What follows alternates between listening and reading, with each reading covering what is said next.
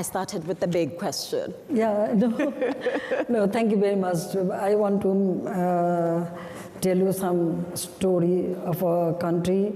Well, I thank you for raising these critical issues for climate vulnerable countries like Bangladesh and also Maldives and other countries, a small island country, many other countries.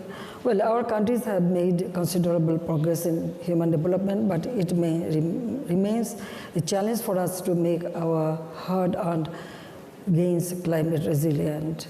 As President Macron of France said, developing countries must not be in a position to make a choice between poverty alleviation and climate action. For most low and middle income countries, the overriding priority is to invest in climate adaptation to save lives and livelihoods.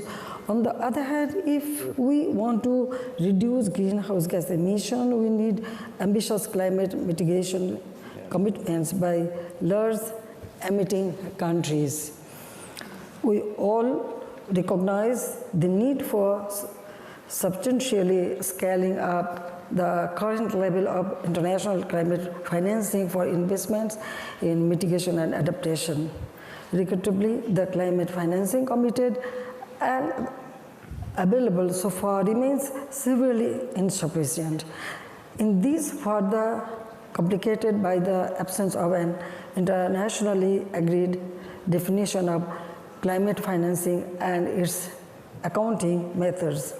I had my first realization about the resource constraint for climate action at COP15 in Copenhagen, 2009. I was in the core committee. I was part of a closed-door meeting of leaders to find a last-minute solution. While looking around the table, it struck me that international climate finance would be quite difficult to come by. After going back home, I took the initiative to set up the Bangladesh Climate Change Trust Fund to undertake homegrown adaptation projects. Bangladesh is now considered a living laboratory of locally led climate adaptation. So far, we have implemented nearly 800 projects at a cost of US dollar 480 million, and all from our own resources. This is, however, still inadequate compared to the US $7 to 8 billion that we require every year to implement our national adaptation plan. To put things in perspective, the current financing need for mitigation as per all the nationally determined contributions, NDC, is estimated at nearly US $6 trillion up to 2030. For adaptation, it is US $215 to 387 billion per annum until 2030. It is obvious that the widening financing gap is further aggravating the global climate crisis. But we cannot simply afford to allow the global temperature to rise above 1.5 Celsius as agreed at COP28 in Dubai.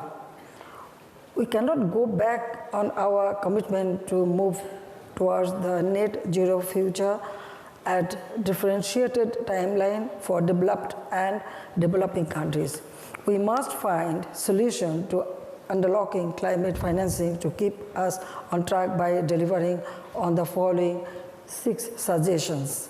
First, developed countries must live up to their commitment of US $100 billion per annum in the 2 years up to 2025, based on a delivery plan. And by the end of this year, we must all agree on a new climate financing target post 2025, preferably above US $100 billion on the basis of scientific evidence. Second, the world needs to get rid of wars and conflicts, illegal occupations, and mindless killings of unarmed civilians, especially women and children, as we watch in Gaza and elsewhere. The impacts of sanction and counter-sanctions are felt far away from the scene of the conflicts. Senseless arms race must be stopped and resources need to be diverted instead of mobilizing the much needed fund for fighting climate change. Let's keep in mind, when the existence of humanity is at stake, pursuing narrow interest would come to nothing. Third, the acute imbalance in financing for mitigation and adaptation needs to be addressed by the least doubling the current level of adaptation financing. In this context, I again thank President Macron for committing to provide euros 1 billion to Bangladesh for supporting adaptation. Fourth, the long pending issue of streamlining access to existing international climate funds by developing countries must be resolved, including by investing in their capacity. In case of Bangladesh, we only have 2 eligible entities to get financing from the Green Climate Fund, with 2 more in the process.